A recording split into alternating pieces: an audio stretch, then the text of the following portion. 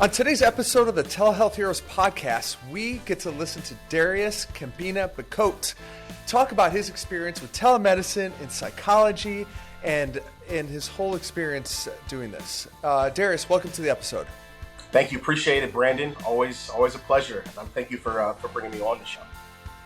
Great. So how did you first get into psychology?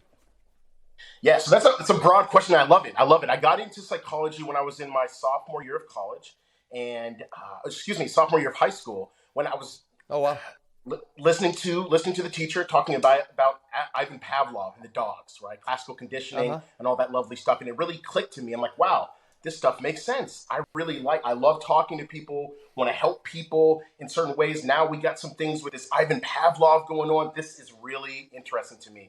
The other piece of it is that I wish for the life of me that in the ages of 13 through 17, that there was someone there to talk with. Not that I didn't have my parents or didn't have that. I just realized that's a really critical age. And I wanted to work as a clinical psychologist or in any profession, assisting that population primarily.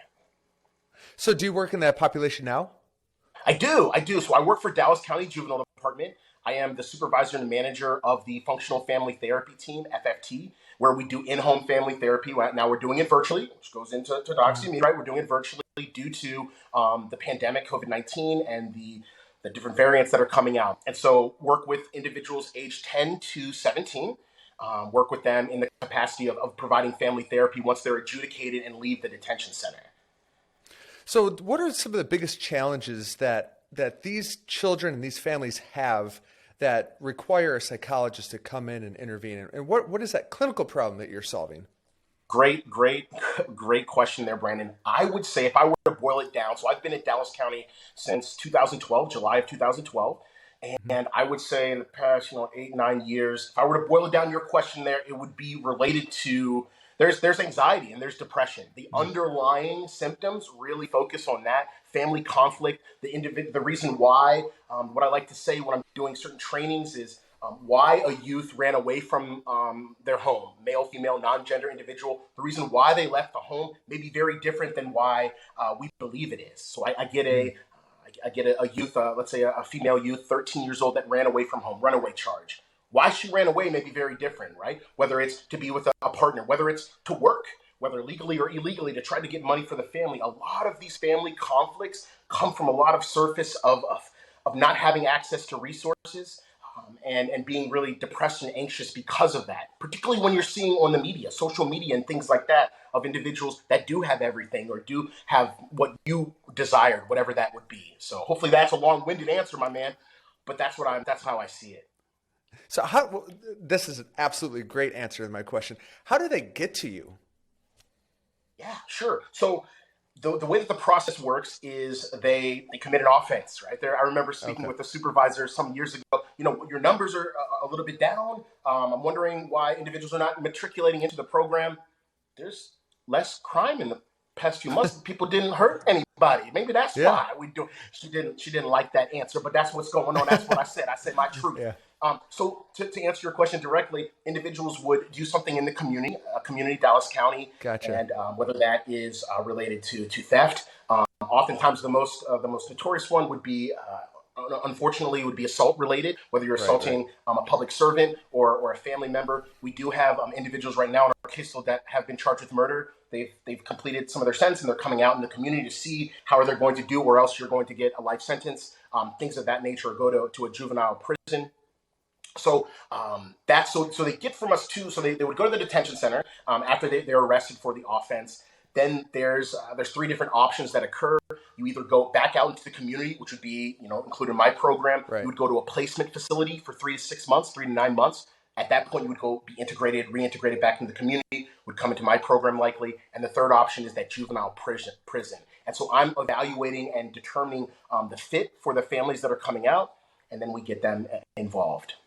So really, the crime is almost a cry for help, and it's because of the crime that they're led to you, and then you're able to intervene at that point.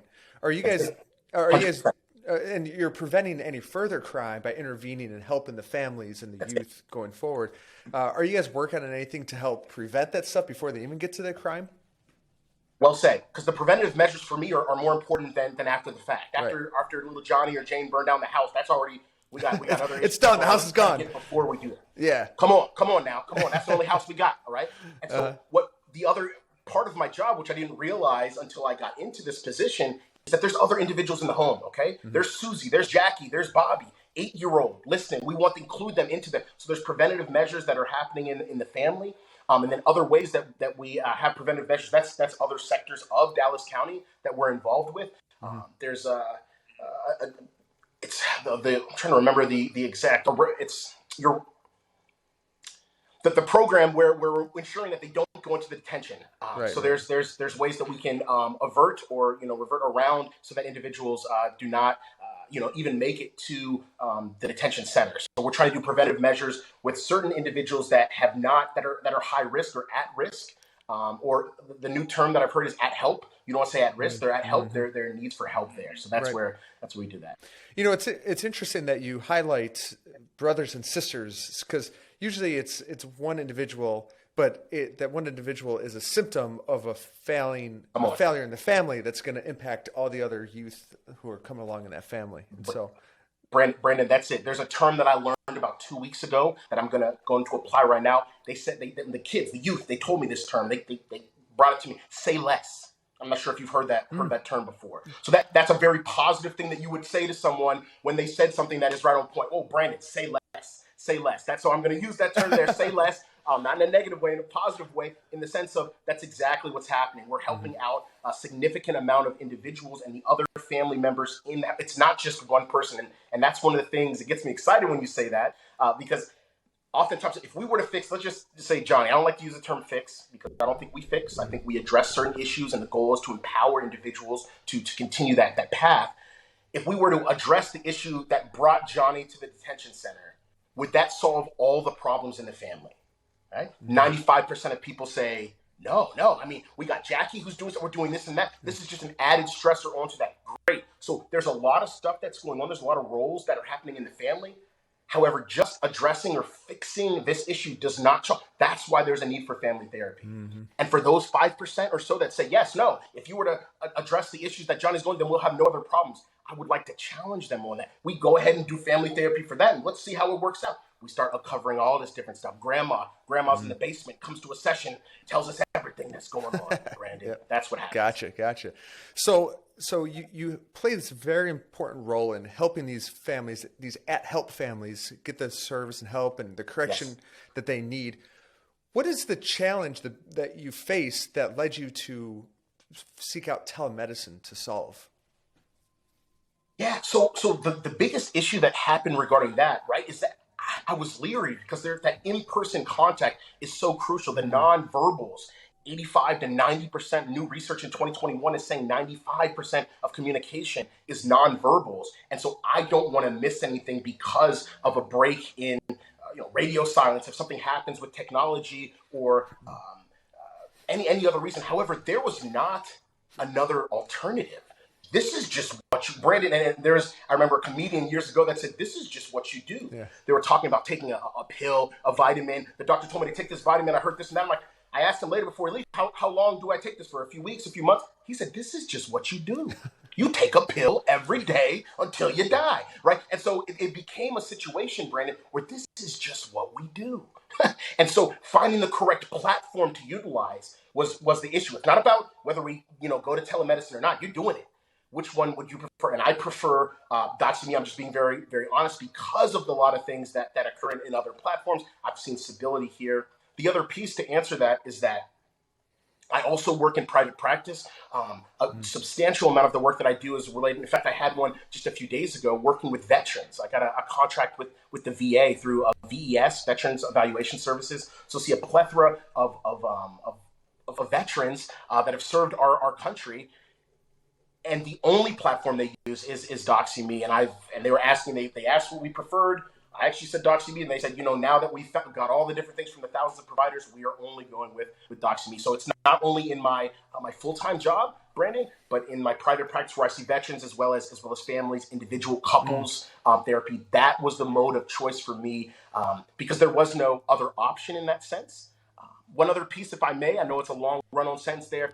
they did give us an option as well to not for the veterans to not see them virtually, right? And so I was thinking about that because there's so much information I'm trying to gather for the VA, and I realized that it was actually more beneficial to many veterans to do it virtually, right?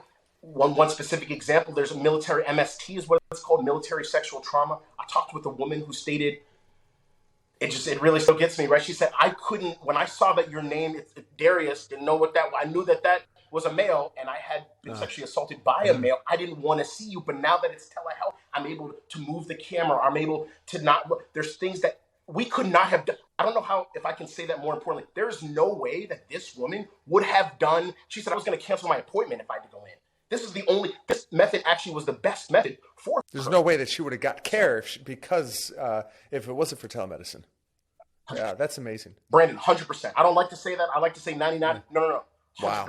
After talking to her, there's no way she would have done it. She was crying, talking about how, whether it's Doxy, I'm be honest, whether it's Doxy or any other platform, I'm not able to do it. I talked to a veteran who was in bed covered up. I haven't been able to leave the bed because of the significant pain in my back and shoulders. I can do a session with someone like this. Now, come on, Brandon. We were missing people in rural areas. And I didn't realize it, right? The veteran, I'm going to go out to where no one is. Makes sense. Stereotypically speaking, I don't want to be around people, this and that. But guess what, Johnny? Guess what, Bobby? You're going to have to drive 500 miles to Dallas to see someone. Oh, no, I'm not doing that. So now we can bring us. Right. Okay, come on. And they're missing out on the care. They're either, the option is come to me and do it to me in my terms, or I'm not going to do it at all. Okay. That's 100% it. Yeah. That's it. That's exactly right. Say less. Brandon, exactly. Say less. So how did you first get introduced to telemedicine? That is a really good question. It was something that was recommended to me by a colleague, by a peer. I love the in-person, love to be in the trenches. I actually didn't want to be a supervisor or manager. I just wanted to work in those trenches and things like that. However, that's a whole nother story of how I got to that direction. And so I was working with a colleague, and she was stating, telehealth is the wave of the future. There's going to be things that are going to happen, and you can expand your practice if you can see far-reaching individuals. There is something called SciPac. If you may or may not be familiar with it, that was just introduced a few years ago. And as a psychologist specifically, it's a mobility program. So 17, I think we're at 22 states are able to do it. How am I going to do in person? It is skyrocketed in my practice 600%. Integrating telehealth. Really? So after I heard it, I'm like, and then the pandemic happened. I kind of got, okay, we got to do this now. Okay, and you're doing it now. You're totally all in at this point. 100%. So there is sure. 99%. There is one client that I've seen that's an adolescent, does not want to be seen virtually, but 100% of my private practice, 99.9% is definitely virtual telehealth. And I'm using. No, that's fantastic, and I appreciate you. I appreciate you as a Doxy user. And talk a little bit about the workflow when you're working with some of these patients, whether you're private practice patients or your public service patients. How does telemedicine fit into the new workflow of this virtual visit? And what are some?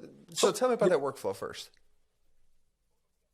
Or do you have more? Well, I'm gonna have some follow-up questions after this. Like, what were the challenges you faced, and how did you overcome them? For sure. So the workflow is actually helped out tremendously. So there were times where I'm working part-time. If I'm leaving, our house here, myself and my married partner, give her a shout out there, Caitlin, right? If I'm leaving our house here and going to the office, and a veteran doesn't show up, and to be clear, I don't get paid if they don't show up. So I may not get paid. There's things that occur now. It's been I don't want to use another platform if I'm helping certain individuals, and definitely love in person. However, if there's an appointment that's missed, which is frequent in regards to veterans, I would say there's about a 55-60% no-show rate, because 90% of the individuals that I'm seeing are related to PTSD. And the number one thing, if I can just shout out, I did a recent, I was a part of a training. Number one thing they said, and this person was yelling passionately, Brendan, they said, the number one indicator of PTSD is avoidance. If you don't have avoidance, then you don't have PTSD, right? So what you're telling me is that we have individuals whose one of their primary symptoms is avoidance, but we want you to come and talk to us, okay? That's why the no-show rate is high. And so for me, back to your original question, my friend, the workflow has been amazing, because if Sally doesn't show up, I'm able to integrate other individuals. I'm able to do something else during that time instead of driving there, driving back. The tax on resources, we could talk about fossil Oh yeah. fuels being used and stuff like that. You want to go that far. At the end of the day, it helps my workflow significantly because when there's no shows, there's stuff that I can integrate in when You previously just bounce I from could one thing. not. Hey, this person didn't show. Hey, I'm going to do the next thing, and you're able to keep yourself busy because of the flexibility. That's it. Oh, that's awesome. 100%. So, what are Exactly. some of That's the exactly challenges? right. You mentioned no shows, people not showing up, but what are some of the other challenges that you've seen as you've moved over to this virtual care model, and how did you overcome them? Yeah. Sure. Yeah. The number one issue that we've been having, it's actually been in regards to Dallas County, my full-time job, where, and it's really sad for me. I don't want to Yeah. speak sad and say it's not sad for them. They might be funny or I don't know. I would just talk about my emotions, not other people's emotions, right? For me, it's sad that there's individuals that do not Mm. have access to care. So they do not have access to a remote form so that we can, provide services. And so that has been an extreme challenge where either individuals don't Hmm. have a working cell phone. They have a cell phone that is a flip phone. No shade, as they say. No knock about that. A phone is a phone. However, if we're trying to do something such as there's certain Hmm. bandwidth that's needed. There's certain requirements that are needed. The other piece is that, and I hear this, I can resonate. I never, Brandon, I don't like to say I understand. Because I don't know what people are going through 100%, right? But I can relate, right? I don't understand completely. However, so one of the things that I can relate to, not understand, is that, hey, I got a data plan. I got 15 minutes left, and you're telling me we're going to do therapy with my 15 minutes? Are you paying Brandon for my cell phone bill? Are you? Whoa, wait, I'm just trying to get on Uh-huh. Wi-Fi. Where's the Wi-Fi? At the one point, the libraries were closed. I can't get on a Yeah. hotspot. I don't have a hotspot. That's an elite stance to say, just get on a hotspot. Come on, man. You don't have an unlimited plan? Come on now, Brent. Yeah. That's an elitist stance. So that was one of the barriers. And so there's ways that we were helping them connect with individuals in the community, as well as providing hotspots to certain families. We're looking at that. So that was a Right. huge barrier because we got all this stuff. We got this platform that's going to work, and individuals are not able to utilize it because we weren't looking at it from a Right, right. socioeconomic And probably a standpoint. lot of the families who are having issues are those who are struggling financially and not able to provide some of the luxuries of these internet connections and nice fancy devices and whatnot. Yeah. That's exactly right. Which for me, Brandon, loops back in the reason why I talked to several individuals. I could tell you example and story after story. I'm trying to get resources for my family. I Mhm. stole this because of that. I had a youth crying to me saying, "Hey, did you look at my offense? Did you see what I stole? I got a theft of under $200. Did you see what I stole?" I got tears crying down. Mm. This is when I was doing assessments before. Milk, baby formula, right? Small clothes. I'm trying to feed my family. I'm trying to do that. I'm trying to help where my mom and dad are not doing that. So there's different resources that individuals are lacking, and a smartphone, as they say, right? Or even a not smartphone. I don't want to say dumb now, but a not Mhm. smartphone. I don't even got that, right? I'm trying to get resources, but now we can't do it What's in been the person. How do most we do successful it? solution that you've presented to them to help overcome this bandwidth issue? Wow, that's a huge one. It's for them gaining access to Okay. someone that does, and it seems like an easy solution, right? However, Mm. do you have a brother, sister? Does your partner? Is there an uncle or aunt? Does anyone? Is there a way that you can gain access to that for 30 minutes, 45 minutes? One of the things that I didn't realize, and I almost wanted to use it myself, I still might, Brandon. I didn't know that for free. Um, Libraries rent I out didn't know that. hotspots. I Did knew you they know had that, Brandon? internet, but I didn't Free know they had hotspots. hotspots you could rent out. Come, right. I know. And not to say that I don't have my own and things of that nature, but I didn't know. So directing them to the Mhm. correct resources in the functional family therapy program, the last model is called the generalization phase. And what we do is generalize the information that was taught and give them natural resources that are already existing in the community, as well as Mhm. try to integrate some new resources. And now I know, I didn't know that. I'm teaching you too now here, Brandon. They have hotspots, and so And you're directing them to teaching the everybody to the else who's listening library. to this podcast as well. So go get hotspots There at you go. libraries Come for on. anybody who doesn't have internet. So that's a fantastic solution. That's it. But don't You I'm too much. got I to need to check it get out, mine right? too. All Wait a right. At minute. least not in Don't take them Dallas. At all least out. not in Dallas. So I'm just kidding. Yeah. where do you Yeah, think you would exactly. be if you didn't adopt telemedicine? Wow. That's interesting. Yeah, I love that. I love that. For me, I would have lost a substantial amount Mm. of money. Of just being very transparent in regards to my private practice. I would have Wow. lost probably 80%, 90%, or more income regarding that because I didn't feel safe enough to put myself in a position. And I have a very small office, and so I don't have the breadth to even accommodate some of the standards that are necessary. 6 feet away, individuals may or may not be wearing masks, regardless of your viewpoint of that. And there's certain standards that at the facility that I'm at that they say you have to have a mask mandate. There's several veterans that I spoke with that I'm not wearing a mask. It doesn't matter. I'm not wearing. So before I even get to do the assessment, right, we're going to have some barriers. And so even trying to do that in person would not have been feasible. In regards to Dallas County, that would have just been extremely detrimental. I'm not even sure. I haven't fathomed what would occur because we are the most at risk. I've been told this by my boss's boss. We are the most at risk because we're going into the home. The probation officer is coming to the door. How's everything going? We're going in that home. Okay, right? And so to not be able to do it virtually would have devastated the community. I would imagine that we would needed to have held on. They may have dropped people off of I have 7 different clinicians. They would have cut many of them. We'll give you some back once everything goes. There would have been hundreds and hundreds, if not thousands, of individuals that would not have received That's services. Incredible. What an impact that you're making with telemedicine. How has your perspective of healthcare changed from the time that you first got into it as a middle school boy till yourself now? How has that perspective changed for you? That particularly has changed drastically. So my father is and he's not going to want me to say that. I hope he listens to this episode, my friend. He's a medical director. I want to make sure I say it again. He's a medical director for a company, for a large health insurance company. And I never understood as a middle schooler growing up. He said, Darius, please don't talk to people about what I do. Right? Actually, both of my parents are doctors. My mother has a doctorate in nursing. My dad has a doctorate as a medical doctorate. And you first went from being an OBGYN. I don't really like the system. I don't know why things are approved or not approved. And then he went to that side as being a medical director. And it took me, when you talk about what has changed in my viewpoint, I did not understand what my father meant when he said, don't tell people my job.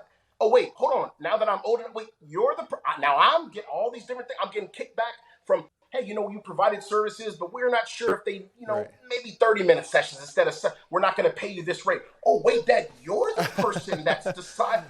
Okay, that's why you don't like. Okay, now wait a minute, right? And so that has changed my perspective significantly. If you're talking about just in general about healthcare, I didn't realize the barriers to treatment that individuals have.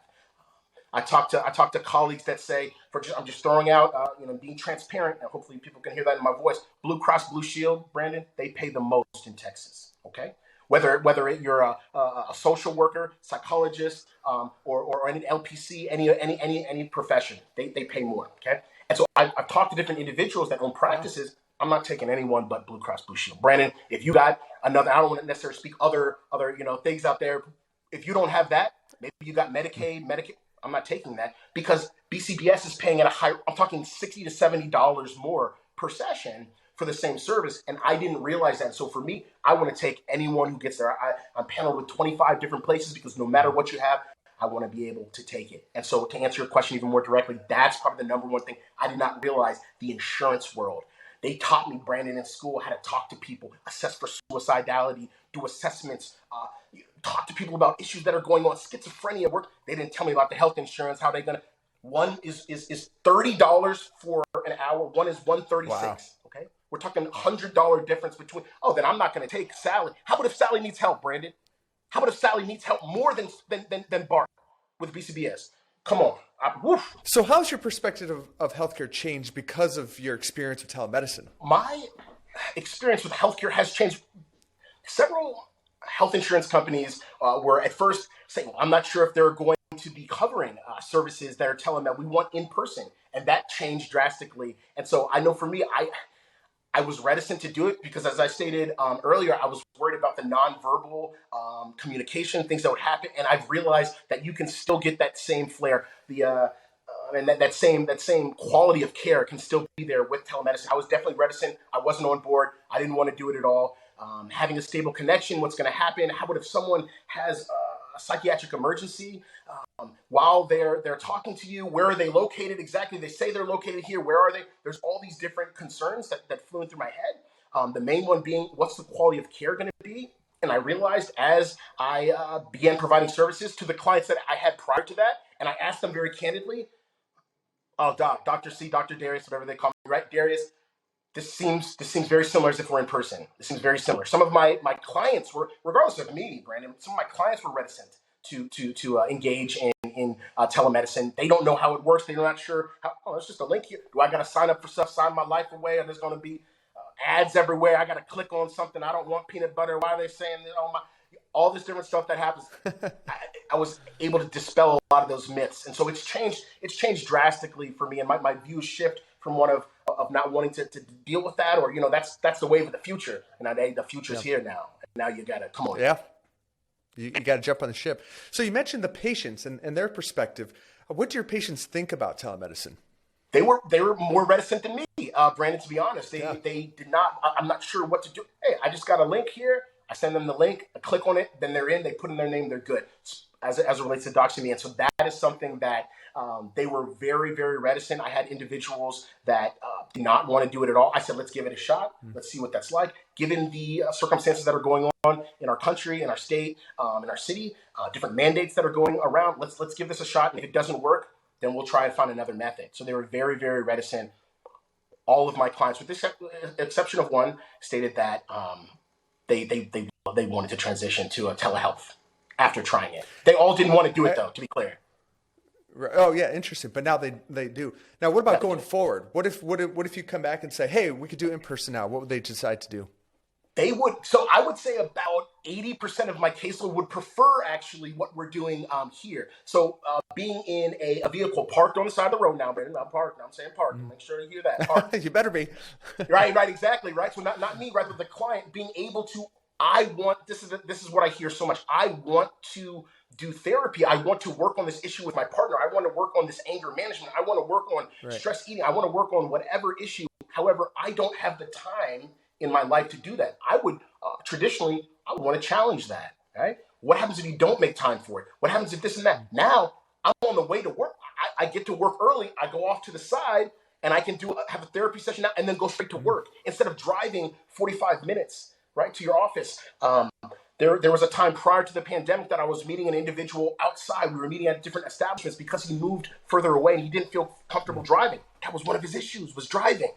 And so now we can have these platforms. Now, if it were to shift back, answer your question directly, Brandon, he wouldn't do what? No, we're not going to meet at, and I'm not going to say a certain establishments. We can do it here and have the same quality. Right. So they're in. Right. 80% would be like, yeah, keep doing this, go for it. That's fantastic. Yeah, for sure. So for sure. if you were to go back in time, what would you do different? Oof. In regards to telehealth and integrating it, is that? Yeah. I think I would have jumped on board sooner, right?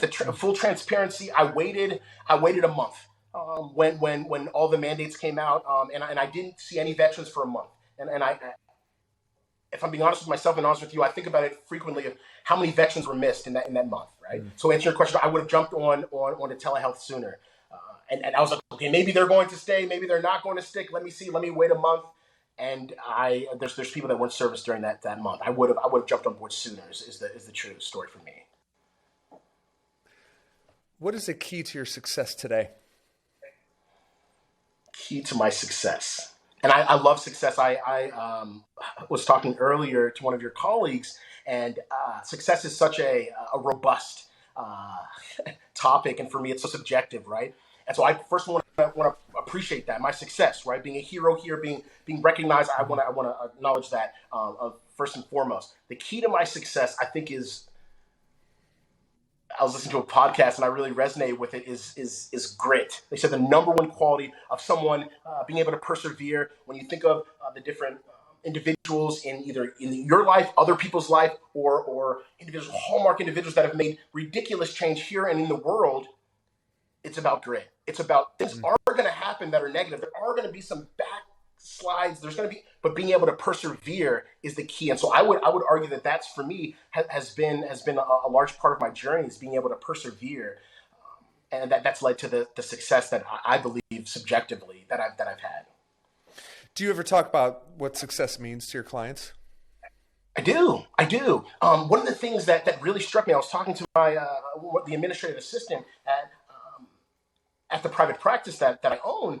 And one of the things I asked her, what does success mean to you? I asked my family, I asked different individuals. She said something that blew my mind, Brand, still sticks with me today. Love to share with you and the viewers here, listeners, is that she said, with some tears, in her eye, I think that's important to note, the context there.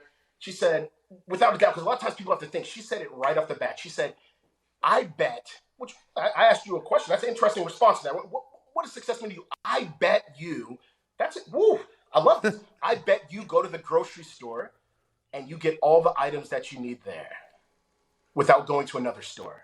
I was like, I'm also sensing that's sensitive to her. I said, that may be happening.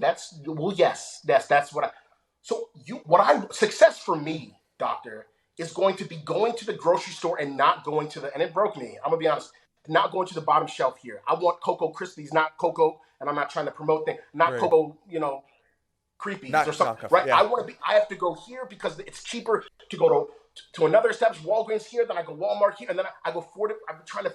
I bet you go to the grocery store, get items that you want, and you can ding them out and not worry what is the total going to be. Okay, administrative assistant told me success means to me that I can go to a grocery store and purchase items that I want without worrying that I'm not going to have enough money. That is success. I mean, that's taking that perspective. It totally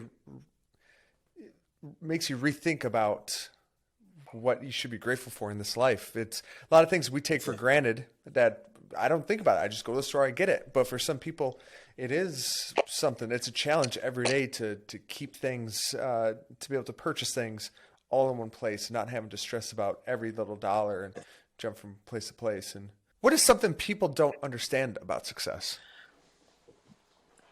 That's a lovely question. What I think people don't understand, I don't know if you can fully understand, but relate to or insinuate regarding success is how addictive it can be.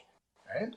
A, of how addictive it can be, and B, second here, of how it's conformed by who you identify as important. Okay? So success for me, I'll be very, very honest. My parents had nothing less than success. There's no option but success. You need to succeed. We got to the story that I've heard, the experience. I also am reticent to say the word story because there was one time I really appreciate that story, sir, when I was on a train. This is not a story. This is my life. This is an experience. A story is a made up. Okay. So my experience, Brandon, that I heard from my parents is that they got together, becoming doctors, and we need to go to the place in the United States that has the best opportunity to raise children. Okay, they looked at Cincinnati, Ohio, and that's where I grew up, Brandon, Cincinnati, Ohio. And so my brother, and I'm just saying this, I think it's important to note, brother, amazing, whether amazing or not, but amazing attorney based out of San Francisco, right? My sister went to she just finished this year, Yale Divinity School. She went to Brown for undergrad. So we're talking high-level things here, got a doctorate. And so for me, answering your question directly, the thing about success that people don't really understand or get, for me, is what do I do after this? Okay, now I got the doctorate. Okay, how can I be more successful? If you've been bred, if you've been taught, if you've been told that you need to go a certain path, what happens when you make it to the top? What happens in certain things? And also, like I said, it's the context of individuals around you. Saw a documentary some years ago that stuck with me, one comment did at least, and said, show me your friends, Brandon. Show me your friends and I'll show you your future. Okay? Show me your friends and I'll show you your future. Very easy. So who are you around with? What does success mean to them? Wait a minute, may be more important than what success means to me. If I associated with a lot of different individuals, they call the law of parties. I didn't know what it meant. Here when I came to tech, law of parties, we get, no. The law of parties, if you're familiar, the viewers may not be familiar with it, is that if you throw a rock, there's 5 of us, you throw a rock at a car and we're all together, we all threw the rock legally. We're all responsible for that. You in the party, you a lot of parties, right? Show me your friends and I'll show you your future. And so if you're around individuals that are going the direction and trajectory that you would like for yourself, it's about the people you're around as well as how it can be addicting in the sense of where do you stop? I need to do something more. I need to do something more. Right. The key is surround yourself with the people you want to be like. That's it. That's well said. I love that. So do you have any experiences of success from yourself or others around you that highlight this example you're talking about? I do. I would be remiss if I didn't say, I asked all my family members, and it can be kind of awkward, psychologists asking us questions about success. How is he going to, I finally pried it out of him, Brandon. And the one that, not to say that it rises to the top or anything, the one that sticks with me the most from my family members was my brother, Avante. And he stated very succinctly, Darius, success to me means having as few regrets in life as possible. right? And that really hits on some research that comes into 2020 and 2021, where a doctor had looked at hundreds of individuals who had passed away, and they're in their last moments of life within hours. And they stated, I wish I would have done this. I wish I would have done this. So this is unrelated to my brother saying this. These are just things that are tied in. Having a life success is having a life with as few regrets as possible.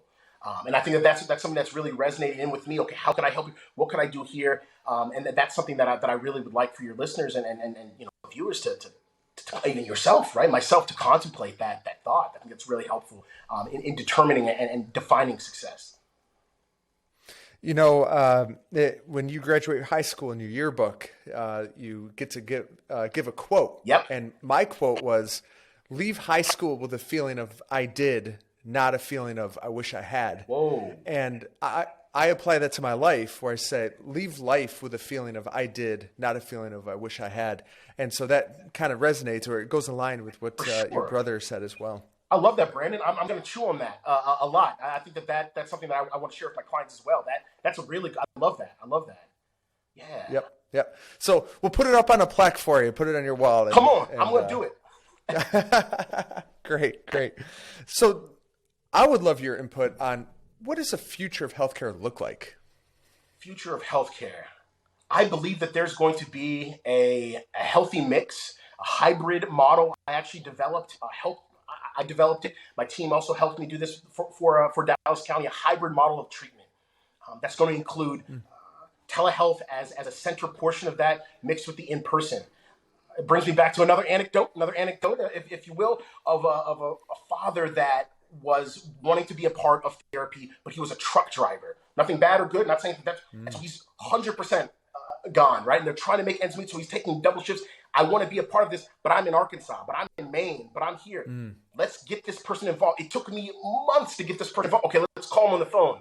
Let's get a speakerphone. Okay, we actually found out we can get him integrated here. This was years ago. Now, that same father, we could see his face. We could see there's a lot of stuff that his daughter was going through, Brandon. And I think that seeing his face, we missed that, okay? We missed that. I missed that. We didn't have that. I didn't have that thought to do that. They didn't have that thought to do it. So the future of healthcare is going to be the integration. We have now integrated and incorporated individuals who would have never been there. We got a grandmother right now. One of my clinicians, we have a grandmother in one house, the mother with the youth in the other. The grandmother and the youth are together. The mother, and they're going to be giving custody back to her. We were able to have all three people on the phone there.